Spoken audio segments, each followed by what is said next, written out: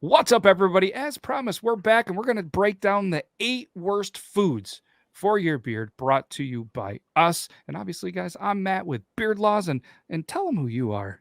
Well, I'm Brandon J. McDermott, and you can follow me all over social media at Brandon J. McDermott. But don't do that right yet. Stay here and watch the rest of this video. Yeah, and what the great thing about this is whether you're on Beard Laws channel or maybe you're seeing this on the Brandon J. McDermott channel, we're going to be on both the channels putting out similar, just a little bit different of the video because we're gonna see who's the better editor. We're gonna edit our own videos because it turns out we don't have a budget yet. But either way, we're gonna have a lot of fun with this, and I'm super excited. If you watch the intro video, make sure you check that out. If not, it's going to be tagged probably in that corner over there. You can click it, check it out, come back over here. But yeah, we're going to talk about the 8 worst foods to eat with a beard, because anybody that has a beard, you know the struggle. Anybody that doesn't, you're going, why would I watch this video? Well, let us ease into why, it's tough to eat some of these foods with a beard, but we're going to eventually give you tips and give you some confidence to grow that beard. Yeah. I mean, I'm just excited to get started. I mean, I'm not excited about going through this list of 8 foods because I've got bad memories that are just imprinted into my head of eating these foods and having to wash them out of my beard. It's not fun. And how many times are you just sitting there eating this and just thinking, stay out of my beard? And with these 8 foods, it's almost impossible. So if you're ready, I'm ready. Let's do the top 8 worst foods to eat with a beard. And coming in at number 8 is the powdered donut. Brandon, tell them why the powdered donut is just never going to stay out of the beard. Well, as a fat man, I tend to have my belly ahead of the rest of my body. So when I'm eating it, if it doesn't hit my beard, if it doesn't fall in this or my mustache, it's falling on my shirt. And I can't tell you how many times I've just got to brush my shirt off, clean my beard off, got crumbs in my mustache. As a guy like Matt, though, who has a little darker beard, I can definitely imagine that having a powdered donut, you're getting a lot more trouble there. But you're talking crumbs, you're talking powdered sugar. It is not easy. But I will say this, it's probably one of the easier of the terrible foods we have on this list to clean up. A little bit of water, a little bit of a brush, you're good to go. Yeah, and like you said, I mean, it's hard to want to take little bites or eat a powdered donut with a fork. Like, you just get in there and you kind of deal with the consequences. And yeah, when I shake the beard out, there's kind of like probably it looks like a dusting of snow when I'm done with it. I don't know if it's just the terrible food eating tactic that I have or if it's just in there. But yeah, it's very noticeable in my beard. But I mean, anybody from a child to an adult, when you eat a powdered donut, you make a mess. It gets in the beard. But it is there. That's why it's number 8. And when Matt cleans out his beard from powdered donuts, he's out here looking like he's from Scarface in the movies in the 1980s. Yes. All the white stuff falling. Yes, and then it brings a certain crowd. Some people say the milkshake brings the boys to the yard. The powdered donut shake beard brings the cokeheads to the bar. But let's go. Let's go ahead. Number 7. You ready for 7? Let's do it. Number 7. What do we got? We got burgers. I think burgers is a great one for number 7. I think you could lump in any kind of saucy sandwich, a chicken sandwich with lots of mayonnaise, a French dip with au jus on the side to dip it in. Anything you got with lots of condiments and mustards and ketchups and barbecue sauces and any of that stuff, it's fallen in the beard. And the problem when you get those darker condiments that fall on the beard is they might kind of blend in. It might just seem a little wet, so you just kind of brush it off. But now your mustache smells like ketchup for the rest of the day. It smells like mustard for the rest of the day. That's not a place you want to be. It's one of the condiments you have to go and wash your beard out or mustache out of. And if you don't, it's going to stick around with a really gross smell.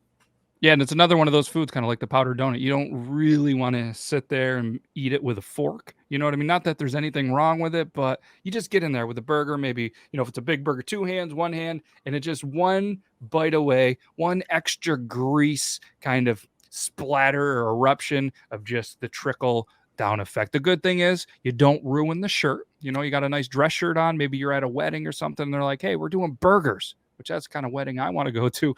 And the beard at least does protect it from ruining a nice shirt. So you have that. But the grease for me is the tough one. Yeah. I've ruined many a shirts with condiments falling off. And that's why don't care what I look like. I'm the guy with the big napkin hanging out of my shirt in public. Don't matter to me. I'm doing that. Yeah, I mean, I used to be that guy, but now putting a napkin, it does nothing at this point. But sometimes, I'm not gonna lie, sometimes, for a fun little fact, sometimes I will go with a bearded bun, so the beard will be tight to here, so I can enjoy the food, and then I will rock the napkin, Brandon J. McDermott style. So, Don't ever twist it up, tuck it in the shirt, put it back behind you or nothing?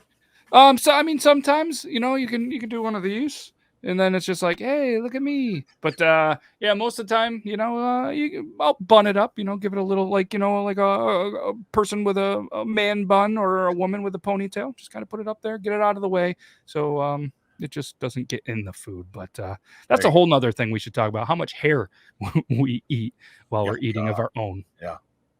But either way, let's. You ready for number 6? Let's roll. Number 6, the good old chicken wings. One of my favorite foods. One of my favorite foods. And since I've Mhm. started growing out the mustache even more than the beard, the wings are terrible, man. You cannot eat wings comfortably and not get it in your mustache. It's true. If you have really saucy wings, it's going to drop into your beard even too. Your fingers, you're used to getting those saucy. You take a little towelette, moist towelette, you wipe it off, you rinse it off, you're done. You get barbecue sauce or God forbid a habanero sauce in your mustache. You got to be careful washing that out, and that's the problem with wings for me. Yeah, and like you said, with the moist towelette, that's something that if I go to a place and they do offer them, at a local place, I make sure to ask for a couple extra because it just kind of a quick little beer tip. Like if you're in a pool or you're in salt water or chlorine water, you want to immediately rinse it with fresh water. It's no different. You get the chicken wing sauce and the stash, you get it in the beard. You want to rinse it out with the moist towelette, obviously without anything without alcohol or chemicals. Just nice. Or what I'll do typically is I just kind of wait. Then I just, take my pride, put it aside. I go into the bathroom, just like, when you're a little kid and your mom or dad bring you into the bathroom and they wash you up. I do the same thing. I get in there, wash my hands. I get in there, I wash, just rinse it out the best that I can. And it's just one of those things. You want to enjoy a good chicken wing, you end up wearing some of it. It is what it is. Are you ready for the top 5? Let's do it. I'm excited. All right. This next one is one of my favorite styles of food that is a pain to eat with a big stash and beard. Whether you're talking a really thick barbecue, whether you're talking a really thick cheddar broccoli soup, or even like a ramen or a pho, I mean, it's awful. You can't eat this. This is one for me where it just gets in my beard. Like I'm always spilling chunks of carrot, or I'm spilling big chunks of cheese soup in my beard. And then again, you have to take a napkin or a folded whatever the thingamabobber they call it to get that out. Yeah, that's the accurate name, scientific, I believe. Mhm. You try to wipe it out, and now it's gone. But now you still got wet, greasy, smelly, cheesy beard, and you have to wash out too. It's awful, man. Soup is awful trying to eat. It's almost like cereal. Yeah. And, when you're not feeling real well, maybe you got a little bit of stomach bug, you want that chicken noodle. And the noodle is kind of the tougher part. And it is as careful as you want to be. It's almost like you get the shake. Like you could go into surgery and be fine, not shaking, but you're trying not to get it all over your stash, playing a game of Operation, and you're just done. And it ends up in there. And it's just a tough one. But like I said, soups are one of my favorite foods. It's gonna happen. But obviously the thicker ones, even chili, stuff like that. It ends up in the stash. It ends up in there. This part of my beard is probably the toughest because it holds most of all of the foods. And I just think, stay out of my beard. And they call it a soup catcher. And my goodness, are they not lying? It is. Who would have thought? That's how they came up with it. Brilliant. Maybe you'll see that on a t-shirt coming soon. Number 4. This one's tough. Runny eggs. I call them dippy eggs because I love runny eggs. They're so very good. Take a little bit of toast and dip it in there. Make a sandwich with some bacon and some cheese. Dip that in the runniness and eat it. So the problem with runny eggs is that once it hardens up in your mustache, it creates an outer shell that you just can't get rid of. And you have to sit there and like with your fingernails crust it out of your mustache. And even then you don't get all of it out. The lucky part about that is it's not too like wings. It's not too saucy to where it leaves a terrible smell. But if you miss even just a little bit of runny eggs in your mustache, you look like a fool. It's like catching spinach in your teeth. Yeah, the yolk is no joke. And not only is it fun to say, but it is not fun to get out. And like you said, I'm a huge fan of, and I call them dippy eggs as well, or put them right on an egg sandwich. And you're just like, doo, doo, doo, doo. And we had a conversation about this recently with a coworker of mine. He's like, no, if it's on a sandwich, you can't have the yolk. And it's like, you have to. It's part of it. You got to have the yolk. You- I know it's no joke, but it's just a consequence that I'm willing to take, or it's a risk that I'm willing to take because I love the dippy eggs, and the yolk is no joke. It's everywhere. I don't know how quick it hardens up, but there's something about it. Maybe we'll come back with some scientific evidence on how it just does that, and it holds the mustache stronger than some mustache waxes that I've tried. So maybe there's something there. You're not We're not lying. going to come up with a yolk style mustache wax, but if it happens, you rock it, I guess. But top three. This is what nightmares are made of for guys like us. And if you're a bearded fella, I would love for you to do your top 8 as well. And of course, we did 8 because it sounds like eat, and it's just a fun play on words. So let us know in the comments your top 8. Number 3 is s'mores. Chocolate, graham cracker, melted roasted marshmallows. 3 things combining to make outdoors in summertime a magical place, whether you're a child or an adult.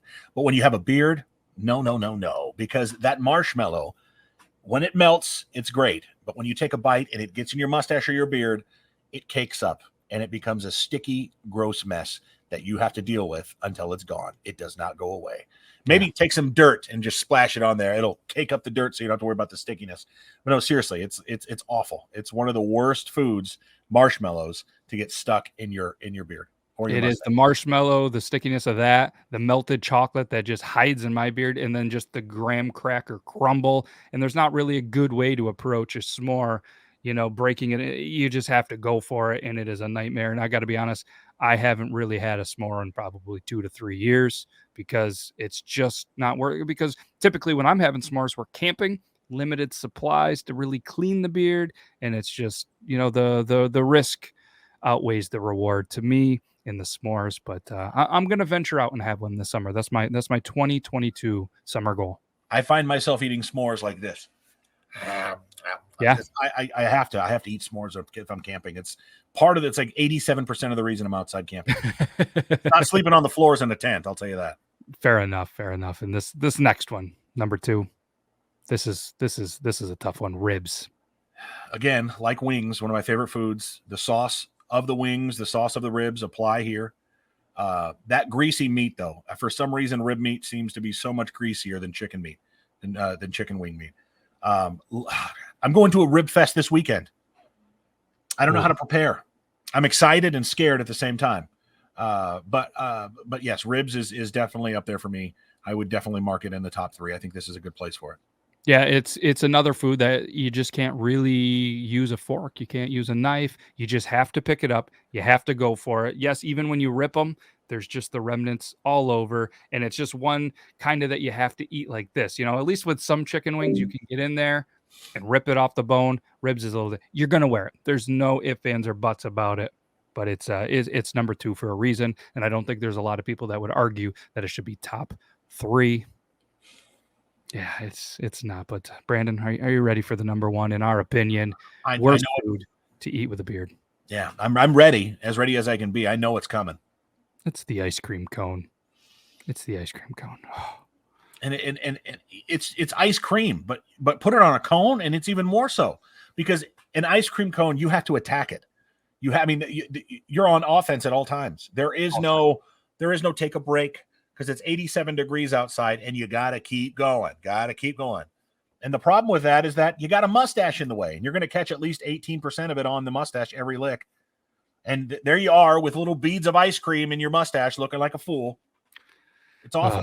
It is, especially soft serve, even the hard serve, it's got a little bit more of a chance, but just running ice cream, it's down your arms, it's down your fingers, it's all down your beard, and it's at least a 7 to 8 napkin to clean up. The sprinkles are in there. You almost have to stay away from the fudge and anything else because there's no other way to attack it. You know what I mean? You're not going to get an ice cream cone to try to eat it with a spoon. You would then put it in the dish. So I have to admit, it's been a little while since I've had an ice cream cone because of this, but a good friend of ours, Monty the Wizard, recently raised a bunch of money for charity. And in that, he said that he would shave his mustache off to go to a whaler. The first thing he said, just out of there, like in pure shock that he doesn't have a mustache for the first time in 7 or 8 years, was somebody get me an ice cream cone. And that's what the beard community thinks about. And not a lot of ice cream sales for the cones for the bearded community. But there we go. That's our top 8.